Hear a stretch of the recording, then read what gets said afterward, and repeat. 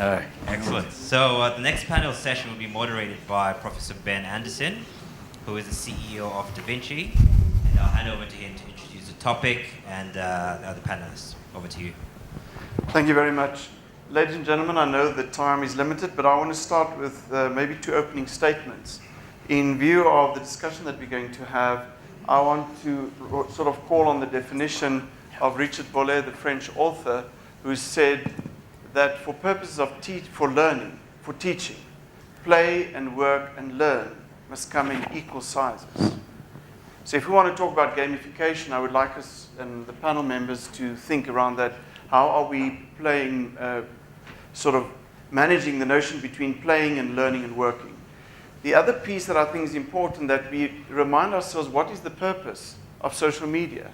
And the purpose is very clear in terms of the Social Web 2.2 mandate. It's about socializing. So if we look at the objectives of socializing, there are 5 that comes out of the literature. The one is, it's about improving social interaction. It's about learning at any time and anywhere. It's to receive immediate and frequent feedback to improve learning and activities. The 4th one is to provide alternative sources of knowledge. And the last one is to facilitate collaboration. And I think throughout the morning we've heard some of these themes emerging. But I would like to the panel members then to say, in view of what Bolle said, and in view of what we know the reason for social media has been and the objectives, how does that then talk, Raul, in your space, just having shared the floor with us, about gamification and things related to artificial intelligence and virtual reality? An interesting question. I think, I've always, I started, like the previous gentleman as well, started programming in the 1980s on a ZX81 Spectrum, where you actually had to write your own games, okay? And that's how I got into coding, and that's how I got into technology. What you're finding is many children today, they say, you go speak to the parents and they say, yeah, my child is a whiz in technology, and all they've really done is downloaded an app and can play Subway Surfer, okay? So we've got to be a little bit cautious, exactly. So where does the let's call it the fun aspect stop, and where does true learning actually begin? Some apps, for example, that we've seen, such as Minecraft, are very intuitive from a point of view of wanting to build things up and collaborate with other individuals on the Minecraft server. But we haven't, from our school's perspective, gone into that area yet. We're still looking at it from a point of view of how do we actually work? That first question. What is actually work and what is learning? Okay? Our children still need to learn how to count, do mathematics, learn a language, etc. One of the languages I think they should be learning is Java, but that's another discussion, and not Chinese, according to the government. But the thing is that our focus has been on really looking at how do we actually take the work and the learning that's actually been and use technology to facilitate that process. We are still exploring at this stage how gamification may come into our school and how it may complement what we're doing at this stage. So we're looking at it more from a complementary aspect to perhaps what it can do to facilitate some learning in this particular area. Okay, so if we look at Finland, which is currently recognized as one of the most successful primary school models, we will know that they don't do any exam. There's no exams in the Finnish schools. They play, they experiment. So I almost want to ask Mandla, if we then talk about gamification and virtual reality and artificial intelligence, the Internet of Things, the playfulness almost. If we talk about that in a system where we've got a strong pedagogical model that says, I'm the teacher and I've got an exam paper that you must pass, how are we going to reconcile these things? Well, I think that we will have to really look at our system. You see, the provision of education, for example, in this country, is predominantly a conventional model that relies on the teacher being the source of information, source of knowledge, and providing all that a learner needs to have to pass that examination. And I think we have to begin by looking at how do we rethink the model of education we have. the approaches and methods of education. And gamification, to me, is also about making use of the platforms we have, online platforms, to bring within them concepts in a manner that learners will find attractive, interesting, playful, but at the same time contributing to their cognitive development and mastery of information. For example, the point he was making earlier on is how one can actually see the light coming out of the children when they engage in things like being online, being able to learn, and using platforms which are playful. And I think we need to understand that. Our government has not been able over the past 20 years to come to the table to interrogate the philosophical foundation of our education system and make it more accessible and more sort of, I would say, relevant to the young child who is at school, who finds school boring. So Dani, you talk about robotics. Yes, That's almost pushing it to the next level. absolutely. Yeah, So something that you missed out from a curriculum perspective is attractive to the learners. precisely. Attractive. So Dani Haymans, I'm from Hands-On Technologies and Care for Education. We deal with all the Lego education products we import and supply. And I do a lot of robotics training, train teachers around the country, and robotics is trending within this space that we're talking about, within schools, and also at schools that can't afford to, and certainly not put it into curriculum. You have it as an extramural for learners who particularly trend in their own minds, into that space. From a robotics perspective, everything until this year has been physical. So there's programming, there's coding, and all the stuff we're really talking about here is all two-dimensional because it's tablet and one glass face related, whereas robotics takes it to the next level, which is physical. And there's we lead to the STEMmy direction, as into keeping interest and implementing and attracting kids to STEMmy subjects, etc., using robotics because it covers all of those. You have a processor and sensors and wheels, okay, which you physically, or you can download by Bluetooth, but you can program them to move around, etc. And that is a very engaging platform. I always tease when I train around the country and work with teachers who have the product in the schools that, it's not even a challenge for us as robotics teachers, because typically I've seen all the pictures of the bored learners. When the bell goes, you haven't even got a chance to tell them what their homework is because they're at least running out of the classroom to the next place. Whereas with robotics and this coding platform, it's difficult to get learners to leave the room. The next aspect is that I was at the last conference, and typically the worry for us as Lego Education was that the digitalization of education would move away from manipulatives and perceptual skills and all that sort of stuff. But at the end of the conference, it was really great because the floor had decided no ways. And that's why things that I'm very, very happy to hear, certainly number one here was blended. I'd never heard the term before because I'm not in that particular space, but blended. And then secondly was inevitable, and sharing. So now, between then and now, things have changed, certainly from a robotics perspective, in that you can now participate internationally online. So we have physical competitions around the world. We are the custodians for the World Robot Olympiad, which is between 6 and 19 years old. And we have provincials and nationals on a physical level where they come and they participate and they represent us internationally. But from a coding perspective, number one, the coding guys have come up with virtual robotics. So because robotics is expensive, okay, and not everywhere can afford it, I have been working with SASTA, NRF, where they have actually put robotics into some rural schools, and we're actually, so they're funding part of it, and I've gone in and trained them. Okay. That those kids can actually participate on a virtual level as well. So Dani, what's the possibility if we say there's there's a problem in the system. From a education, maybe policy, teacher, there are challenges, there's a curriculum that's outdated.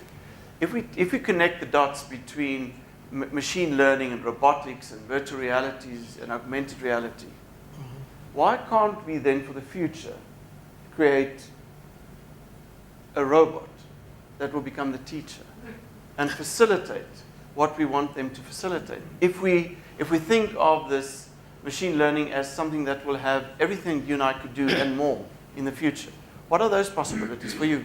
Oh, look, it's possible already. It's happening already. And why are we not effectively. doing more of that? Well, again, I heard people talk about the emotional angle. You know, as human beings, I'm certainly going to not have a relationship with a robot as a learner. And you've got a great relationship with your teacher. Absolutely. Do you? I don't have a robotics teacher, no. I have a relationship, yes, with the product, which is a robot, but also mostly with what I can transfer to learners and teachers that we work with. If I could just come in there, Yes. you know, there's a quote I made earlier on when I was doing my presentation.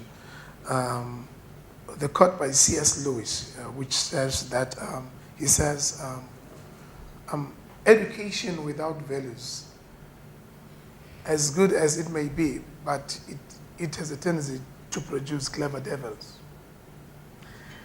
And the point I want to make is that it is important that while we engage in the education enterprise, raising our children to come to their full potential as individuals here in the world, we need to begin to also understand that if we were to approach education from a technical point of view only without looking at the emotional intelligence component of education, we are highly likely to run into trouble. The human factor and the human element must always be there to sustain the values that hold us, make us human at the end of the day. I take that. I just want to share, there's a company called Cognition that some of you may know about. They create learning blocks, cogs, of which you believe you're engaged with a tutor. That tutor is a robot, but you don't know it. That tutor expresses emotion. That tutor expresses affirmation. That tutor expresses all the kind of things that we want from teachers. So, Monday, it will be interesting to see in the future, what will the next generation do with our sense of what is value, and can it just be a warm body, or can a machine express some warmness? But it's also about character building, isn't it? Because what you want to do is, while your child is learning all the concepts and all the ideas and information, but you want your child to come out of that schooling system as a person of character, a person who's ethical, who has values.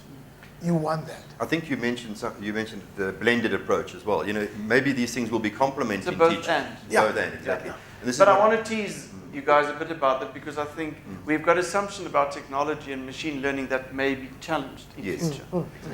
Any questions from the floor? I'm aware of our time. There's a question from the lady there. Yes, there's one behind you. Just while she's getting the mic, if I might add to what you were saying just now, one of my life's mottos, and certainly as a trainer and as a teacher and a sports coach, is, you know, a smile is the shortest distance between two people. Okay, and if anybody can come up with that robotic smile that I remember from our wedding day, you know, because that was a bit of a robotic smile. But certainly from an emotional perspective, you know, hopefully we'll be able to judge that when we see the real smile. You know? Great. Yes. Sorry, I want to use this opportunity to say something about robotics. Great. There seems to be a big misunderstanding about what it's all about. Or a different understanding, but that's okay.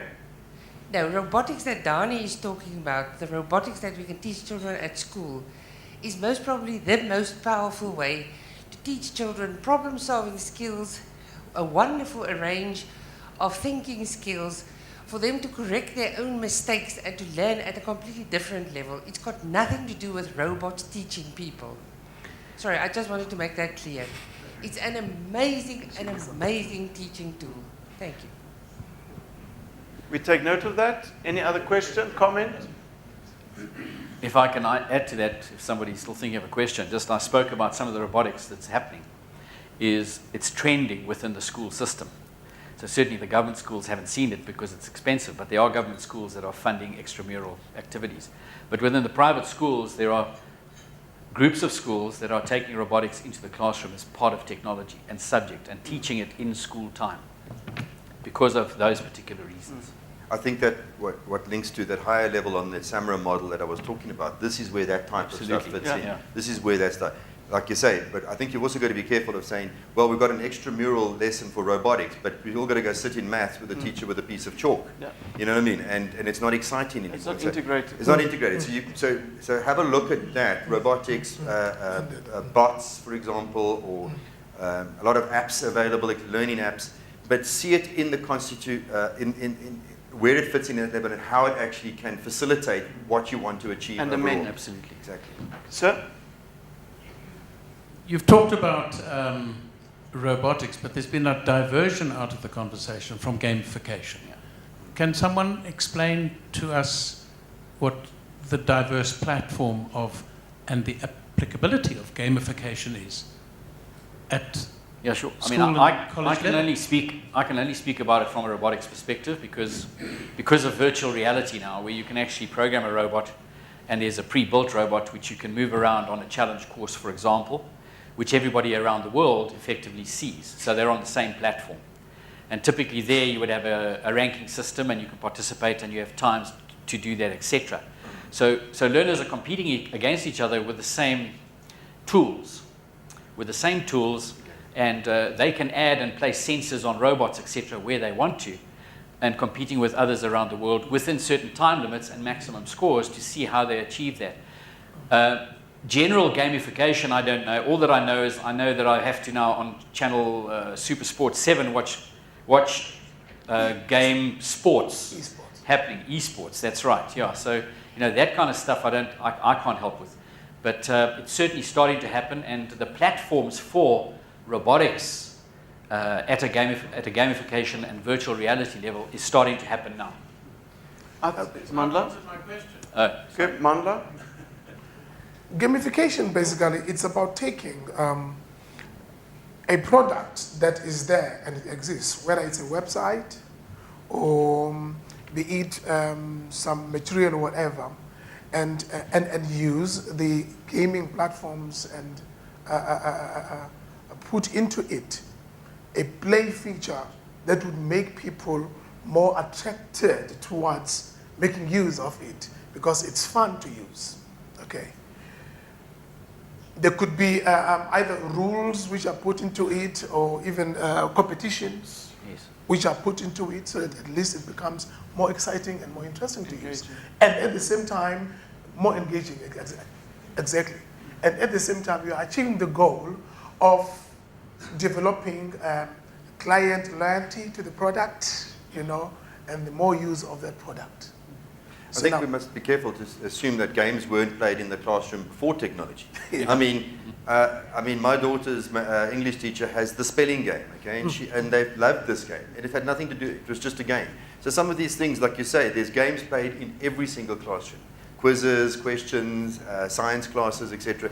All we're talking about now is perhaps using technology to more formally define these games, apps, for example, blogs, etc., where we can interface and use tablets, use the technology that we've got to facilitate. I think another feature, if I may conclude on gamification, is that the principles of inductive, deductive, and abductive learning, or thinking, is incorporated into the gamification space, where you don't necessarily have a clear set of rules, but there's an openness to co-create an understanding and focusing stronger on concepts than on theory.